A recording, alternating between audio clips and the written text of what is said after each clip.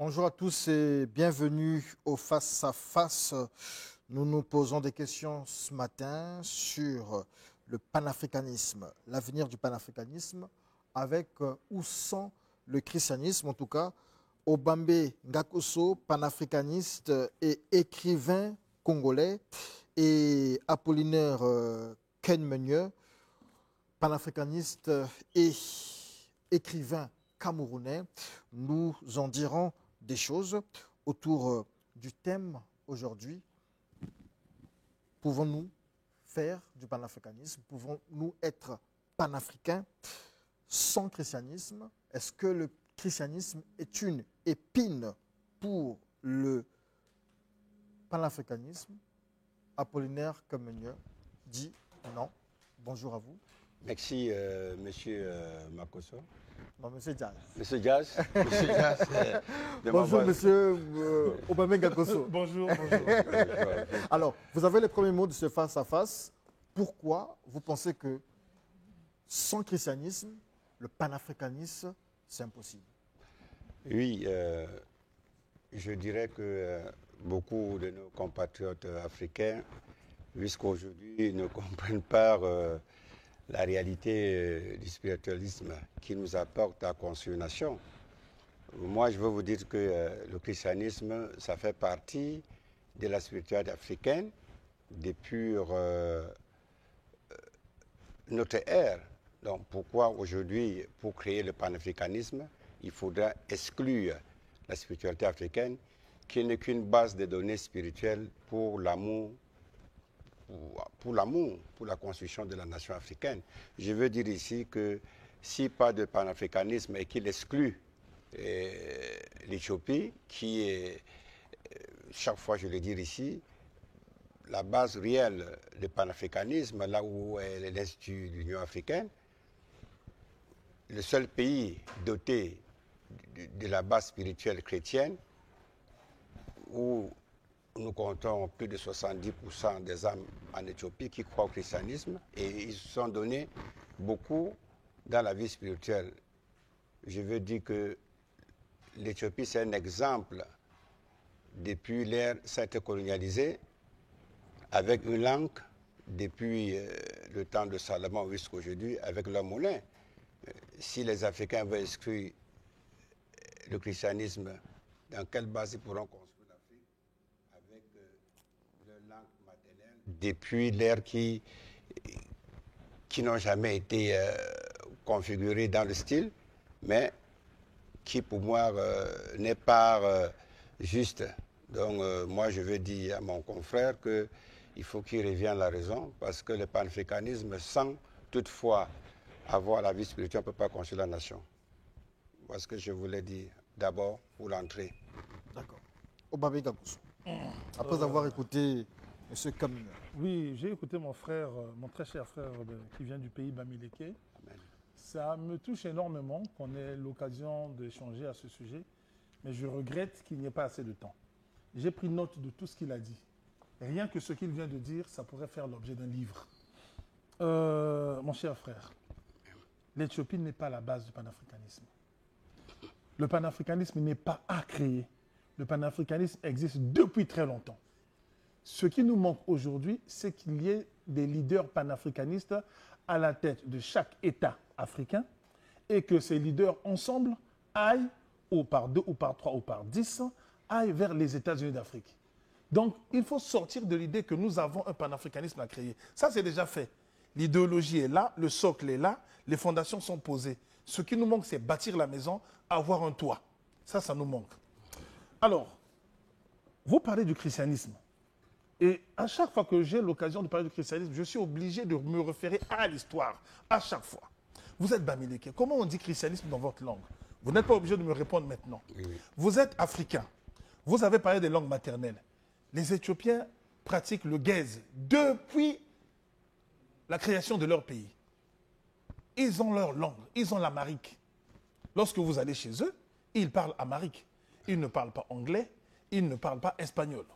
Vous dites que plus de 70% des Éthiopiens sont chrétiens. C'est possible, je ne dis pas non. Mais il y a aussi une base musulmane en Éthiopie. Vous ne devez pas la négliger. Je ne sais pas comment vous allez faire. Si vous pensez que le christianisme est la base ou le socle pour aller vers le christianisme, vous risquez d'écarter les 30% ou les 40% d'Éthiopiens qui sont musulmans. Vous allez également écarter tous les musulmans africains. Le panafricanisme que moi je prône n'est pas là pour dire il faut écarter les chrétiens. Oui, bon, allez-y. Non, moi je crois que là, vous êtes en train d'aller un peu au-delà de la vie spirituelle. Nous n'avons pas de christianisme sans parler, il ne faut pas étiqueter notre religion quelconque. Là, ça va un peu faire des polémiques. Ici, nous parlons de notre point de vue sur le christianisme.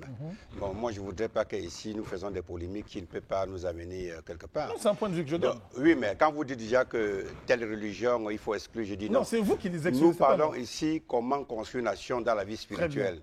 Mais alors, si les chefs d'État, comme vous voulez dire, ont de panafricanisme dans leur cœur et qui n'ont pas l'amour réel de construire la nation, sans... Parce qu'il faut avoir d'abord l'amour pour soi. Si on ne s'aime pas, comment on peut construire une Afrique? C'est d'abord par les bases spirituelles, aimer son prochain comme soi-même. Et c'est la fondation, mais je vais vous prendre un exemple encore, toujours, je vais le dire ici, sur le président Houphouët-Boigny. Voilà un bon panafricaniste.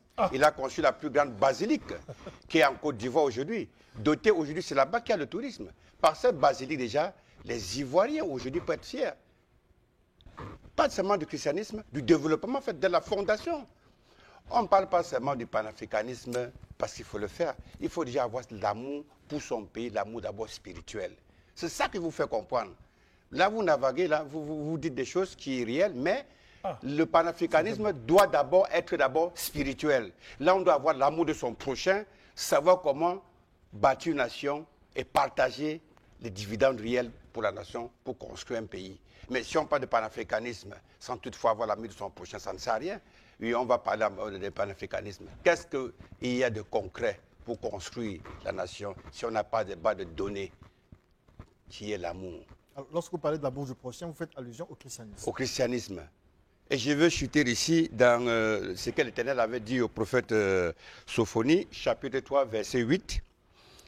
Il dit ici, au-delà des fleuves de l'Éthiopie, mes adorateurs, mes dispersés, m'apporteront des offrandes. Qu'est-ce que cela veut dire, au-delà de l'Éthiopie? Merci, cher frère animateur. Je tombe encore plus des nues, parce que depuis que je suis né, c'est la première fois que j'entends que le président Félix Houphouët-Boigny était panafricaniste. Je ne vais pas m'attarder là-dessus. Je vais laisser ça dans les poubelles de l'histoire, parce que ce monsieur a sa place dans les poubelles de l'histoire. Il y a une sœur Bamoun, donc du pays des crevettes comme vous, qui m'a dit ceci. Et elle m'a fait que me dire ce que nous, les panafricanistes, nous savons et qui est une des bases. Chaque peuple a un paradigme. Lorsque vous prenez un paradigme qui non seulement vous êtes étranger, mais en plus qui va à l'encontre de votre paradigme, vous n'irez nulle part, vous ne serez rien du tout. Le panafricanisme, même s'il est arrivé en Éthiopie, au 1er siècle, ou au 2e ou au 4e siècle, comme certains de vos frères le disent, le christianisme, pardon, oh là là, autant pour moi, le christianisme est tout sauf africain. Comment le christianisme est arrivé en Éthiopie? C'est par la conversion d'un souverain local, qui lui-même a eu comme précepteur un Syrien de culture grecque. Le mécanisme est le même. Tous nos rois qui sont devenus chrétiens ne le sont pas devenus comme ça parce qu'un Jésus-Christ ou un Dieu leur aurait parlé quelque part. C'est parce qu'ils ont rencontré un chrétien venu d'Occident ou venu d'Orient qui les a convertis. Donc ça, c'est d'abord la base. Et je vous répète, et j'insiste là-dessus, révisez l'histoire du panafricanisme. Le panafricanisme est né de toutes les luttes que les Africains ont dû mener face aux oppresseurs arabo-musulmans et face aux oppresseurs occidentaux chrétiens. À partir du moment où je lutte contre quelqu'un qui prétend avoir un Dieu universaliste, je ne peux pas me permettre d'entrer dans la religion de ce Dieu-là. Je vais à l'encontre des intérêts de ma famille, des intérêts de mes ascendants et des intérêts de mes descendants. Ça n'a pas de sens. Celui qui viole votre sœur, votre maman, votre fille, excusez-moi d'être aussi brutal, vous ne pouvez pas prier le même Dieu que lui. Je ne vais pas aller un peu vous tutoyer. Tout ce que je veux vous dire, vous êtes un peu naïf. Merci. Et je veux dire ici aux peuples africains, sachez que le Christ lui-même, sauveur, il est africain. Vous ne pouvez pas me dire ici sur ce plateau que les 12 tribus d'Israël, 400 ans en Afrique, en dehors que leur père venait de la Mésopotamie, qui est aujourd'hui l'Irak, 400 ans. L'Égypte antique, c'était des Africains. Et vous retournez en Égypte, vous êtes des Blancs. Un Joseph qui s'est marié en Égypte, fait des enfants, Manassé et Ephraim, c'est quoi ces enfants? Je vais vous dire une seule chose, c'est que les Africains ne connaissent pas la religion chrétienne. C'est une religion qui était prédestinée au peuple noir. Ce n'est pas une religion importée. Ce n'est pas là où vous vous appelez le christianisme a été importé. Importé d'où? Quand l'histoire a été faite en Égypte antique, l'histoire de l'Éternel, Dieu des cieux d'Israël, a dit au peuple africain, laissez vos dieux, suivez-moi. Il a dit à Moïse, mets mon bâton. Et vos adeptes avaient laissé un petit serpent. Quand Moïse a laissé son bâton, ça a avalé. Pour dire que Dieu nous fait comprendre que les idoles qu'on nous suivait ne pouvaient pas construire. Et on avait abandonné. Ce n'est pas dit que ces religions antiques, je discrédite. Mais la spiritualité chrétienne vient nous relever le fait que nous devons grandir. Pas dans des mythes qui ne peuvent pas construire la nation, mais qui nous relèvent beaucoup de tout mystère. Que des Africains doivent comprendre que Christ est notre aîné, il est dans ce continent. Et on doit le respecter parce qu'il faut le suivre. L'Europe a pris ça hier. Quand on parlait du christianisme, est-ce qu'on parlait, on faisait partie comment dirais-je, de l'Europe? Est-ce que ça existait? L'Europe n'existait pas. On parlait plutôt de l'Afrique, de l'Éthiopie et de l'Égypte. Aujourd'hui, beaucoup des Africains disent la religion importée. Importée d'où? D'où? Bon. Allez-y. La direction qu'on est en train de prendre, ça devient un débat religieux. Parce que j'ai beau expliquer des choses, ça n'avance pas. Ce n'est pas très grave. J'ai 2 minutes, je vais essayer de diviser mes 2 minutes en 2, justement. 1 minute pour dire, vous avez cité Moïse, vous avez cité Jésus. Désolé, ce sont des personnages fictifs. Ils n'ont d'existence que dans l'esprit des chrétiens et dans l'esprit des musulmans. Je ne veux pas perdre du temps à ce niveau. Vous avez parlé de l'Éthiopie. Encore une fois, j'insiste et je répète, les Éthiopiens sont devenus chrétiens parce que leur souverain, en 300 et quelques, est devenu chrétien suite à l'éducation reçue de la part de son précepteur.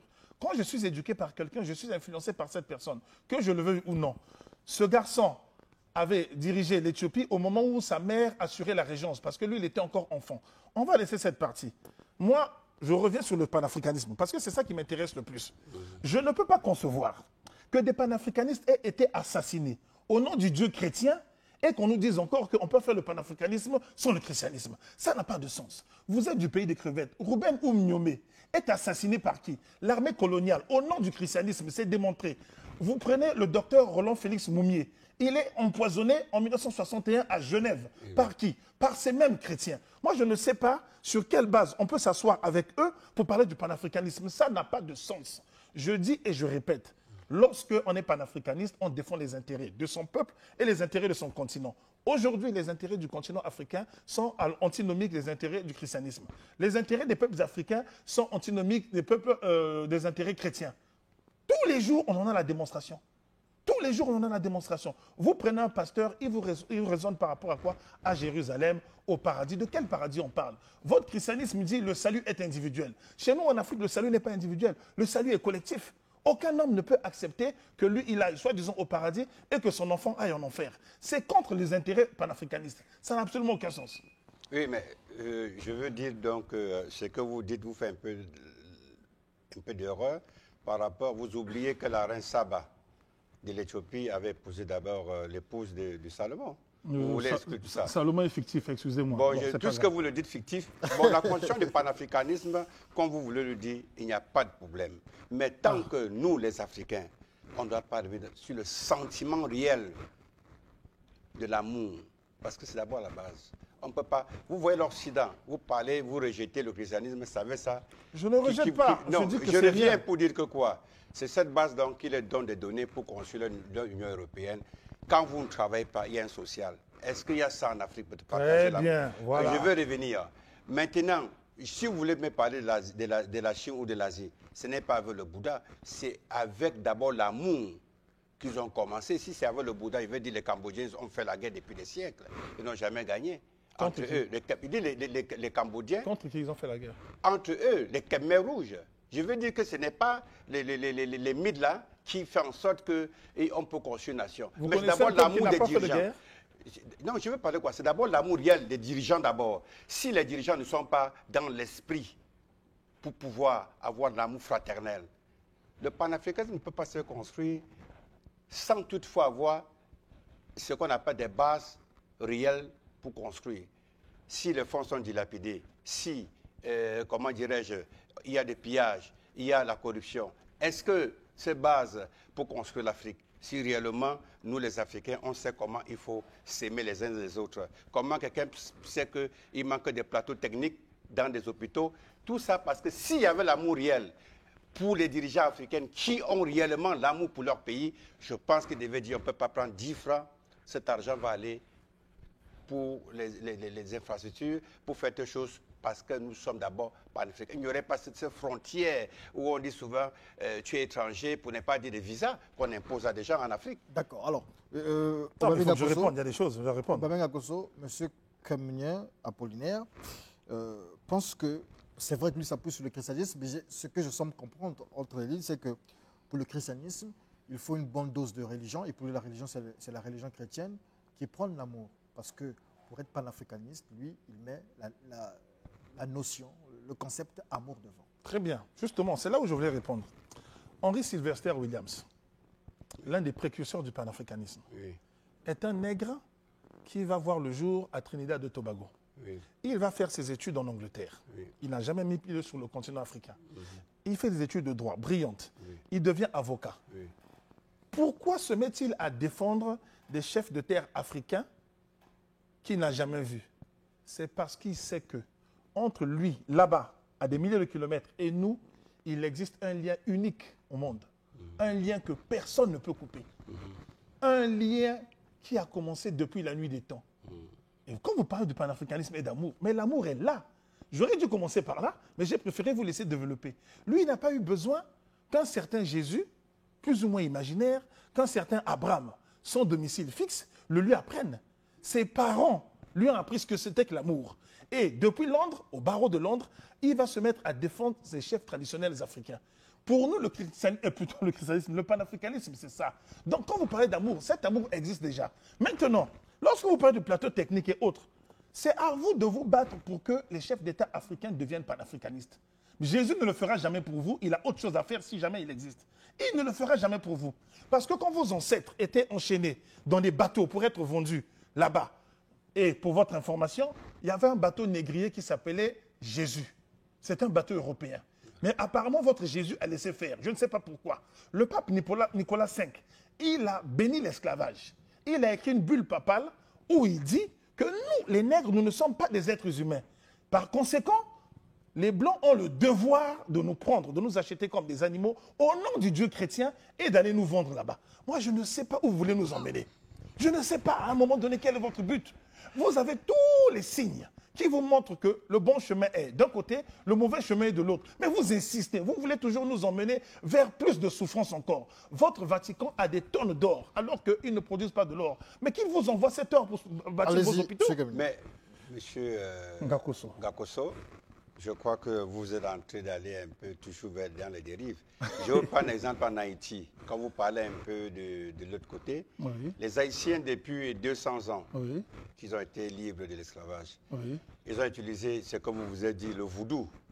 oui. Hein? Pas tous, il y a des chrétiens, Non, il y a non, des non, catholiques. c'est le voodoo. Ah non, il y a des catholiques. Écoutez, Désolé, il y a des catholiques là-bas. pourquoi vous voulez maintenant mettre des catholiques après vous régner? Il y en a. il y en Vous a. avez d'abord dit que ça n'existait pas. Maintenant, je ne veux pas vous... Non, j'ai dit que c'est Jésus qui n'existe pas. Oui, dis mais pas, je veux voilà. pas... Bon, mais C'est il y a autre des chose catholiques, il n'y a différente. pas de problème. La majorité, c'est des... Ils ont utilisé le voodoo pour se libérer. Très bien, Jusqu'à aujourd'hui, très bien. où est cette spiritualité qui a construit l'Haïti? Elle est toujours là. avec tout ce que nous connaissons aujourd'hui. Oui, bien sûr. Très pauvres. Bien sûr.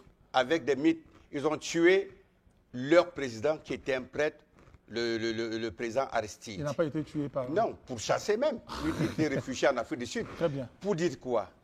Ce père Aristide, haïtien, qui était venu comme sauveur, quand le peuple n'avait pas l'amour dans le cœur, c'est le voodoo, il fallait les exorciser, mon cher frère. Il faut exorciser l'esprit qui détruit, les esprits immondes dans le cœur des Africains. Tant qu'il y a le démon, l'Africain ne peut pas construire la nation. Je prends l'exemple d'Haïti. Parce qu'il y a des démons dans le cœur. C'est pourquoi ils s'entretuent. Mais le président haïtien, qui s'appelait Aristide, Jean-Baptiste Aristide, était un chrétien catholique, comme vous le dites. Il venait pour construire. Qu'est-ce qui s'est passé quand l'esprit de voodoo est animé à eux, l'esprit des démons? Donc, pour dire les Africains, arrêtez ça. Tant que les Africains vont toujours parler de panafricanisme, sans savoir se regarder en face, dire qu'est-ce qui nous anime? Quelle est la haine dans notre cœur? Pourquoi être jaloux de son frère quand il est président? Pourquoi jaloux? Pourquoi enfermer les innocents? Je pense que, revenez à la raison, construisez l'amour dans vos cœurs en Afrique, vous allez construire l'Afrique. Je n'ai rien dit beaucoup, vous parlez beaucoup de panafricanisme, mais ça a à voir le fondement de l'esprit d'amour dans le cœur. D'accord. Je pense que vous avez le dernier mot de ce face. Ah, c'est dommage. Comme je vous ai dit, il fallait beaucoup plus de temps. Jean-Bertrand Aristide est un prêtre catholique qui est arrivé au pouvoir par des élections. Voilà. Sauf que, dans la vie, il ne suffit pas d'être animé de bonnes intentions pour bien travailler. Moi, j'aime toujours prendre l'exemple du sport. Vous avez des gens qui sont des génies dans le sport, mais ils n'aiment pas travailler. Ça ne marche pas. Vous avez des gens qui ne sont pas des génies, mais qui travaillent et ça marche. Haïti a mal démarré. Haïti arrache son indépendance de la France et est condamné à payer 150 millions de francs or à la France pour se libérer. Première erreur. Deuxième erreur, je fais un grand saut. Les États-Unis ont envahi Haïti. Mais ça, vous n'en parlez pas. Vous vous cantonnez au vaudou. Vous pensez qu'il suffit de dire à son grand-père qui est mort il y a longtemps, aide-moi pour qu'il vous aide. Ça ne marche pas comme ça. L'erreur que les chrétiens commettent, c'est de mettre en équation nos ancêtres avec la religion. Ce n'est pas ça. Ce n'est pas parce que dans la Bible, on a dit, il suffit de demander que vous allez obtenir, que de l'autre côté, on va vous dire également à vos ancêtres, il suffit de demander. Non. Il y a un code de vie à observer. Il y a une méthode à observer. Si vous n'observez pas ces méthodes, vous ne respectez pas ces codes, vous ne ferez rien. Voilà pourquoi moi je condamne nos frères qui, avant d'aller jouer un match, vont voir les charlatans. Ils vont voir l'église le matin, ils vont voir le charlatan le soir, et résultat, on n'a jamais gagné de Coupe du Monde, ni en football, ni en handball, ni au basketball. C'est d'abord le travail, la passion, l'organisation. Quel que soit le Dieu que vous allez mettre en place. Tafarel est un gardien de but brésilien, catholique pratiquant. Il a toujours dit, quand je monte sur un terrain de football, je ne demande pas la victoire à Dieu. Ce que je demande à Dieu, c'est de me préserver des blessures. Parce que votre Dieu, sachez-le, s'il existe, il n'a pas à choisir entre vous et votre frère lorsque vous allez faire un examen. Parce que s'il existe, il vous a créé, un point c'est tout. Débrouillez-vous avec vos forces et avec vos faiblesses. Merci. Alors, c'est la fin du face-à-face. On vous donne donc 1 minute pour conclure. On verra bien la possibilité de revenir sur ce sujet. Ben, ça serait intéressant. Il y a beaucoup de choses à dire. Vous avez 1 minute pour conclure et vous aurez 1 minute pour conclure. Oui, je voulais dire, avant de parler de panafricanisme, que vous croyez à la mort. Si vous croyez à la mort, les âmes du purgatoire, quand on parle des âmes du purgatoire, je vais revenir pour ça, pour chuter, pour dire que pour nous, tant que vous n'allez pas savoir ce que veut dire les âmes du purgatoire, vous ne pouvez pas comprendre ce que veut dire le monde céleste. Donc, un panafricaniste doit d'abord avoir ce qu'on appelle l'esprit de reconnaître qu'après la mort, il y a la vie et qu'il y a un passage au-delà. Tant que vous ne sur la terre, vous n'avez pas le fondement, comme je vous le dis. Comment construire un pays? Pour craindre d'abord ce Dieu et savoir que vous aurez une place auprès de lui, ça ne sert à rien de vivre sur la terre. Je prends l'exemple de Mandela. Il n'aurait pas dû nous créer dans ce cas. Je prends l'exemple de Nelson Mandela. Allez-y, qui a servi son pays et qui a mis un fondement spirituel pour son pays. Continuez, allez-y. Moi, je crois que mon temps, on est en train de signaler que mon temps s'est arrêté. Oui, mais le problème, c'est qu'il y a beaucoup de choses qui disent. Oui, il y a beaucoup de choses qui disent. On n'a pas le temps de revenir là-dessus. Le purgatoire, comment on dit ça en Bamileke, en Bamoun ou en Bassa? Bon, vous ne savez pas, ce n'est pas grave. Le purgatoire est un concept chrétien. Le purgatoire est un concept chrétien. Si vous allez voir un Aztèque, vous parlez du purgatoire, il ne sait pas ce que c'est. Vous allez voir un Chinois qui pratique le taoïsme ou le bouddhisme, il ne sait pas ce que c'est. Évitons de faire du copier-coller. Ayons l'intelligence de copier ce qui est bon et de laisser ce qui ne nous sert à rien. Si vous voulez parler de la vie après la mort, moi je vous invite justement à repartir dans l'Égypte antique, qui a régné sur le monde de 25 à 30 siècles. Donc longtemps, longtemps avant la création de votre Jésus par l'empereur Constantin. Merci beaucoup. C'est la fin du face-à-face entre Aubameyang Akosso et Apollinaire Camignon. Voilà, c'est la fin du face-à-face. C'est aussi la fin de l'émission Studio 210. On pourra revenir hein, si M. Apollinaire est disponible, s'il n'est pas reparti sur le Cameroun. On reviendra ici dimanche. Pourquoi c'est au Cameroun? Oui. Voilà. Et je rappelle qu'il est président d'un parti politique au Cameroun. C'est le JPC. Jeunesse Parti du Cameroun. Ouais, ancien candidat à la présidentielle. 2018, derrière. Non, moi je ne suis pas à ce niveau-là. Vraiment, ça c'est trop fort pour moi. Alors, bonjour Studio 210, moi c'est Merveille. Ondélé, je soutiens l'idée du pasteur qui soutient que le panafricanisme sans christianisme est impossible. Oui, c'est vrai parce que l'amour est nécessaire, parce que sans l'amour, rien ne peut marcher en Afrique. C'est pourquoi le christianisme est basé sur l'amour. Et ici, il y a quelqu'un qui dit au Houphouët-Boigny, Houphouët-Boigny n'a jamais été panafricain, il a plutôt été un France-africain. Voilà, c'est la fin du face-à-face et du Studio 210. Bon, on peut nous faire des photos?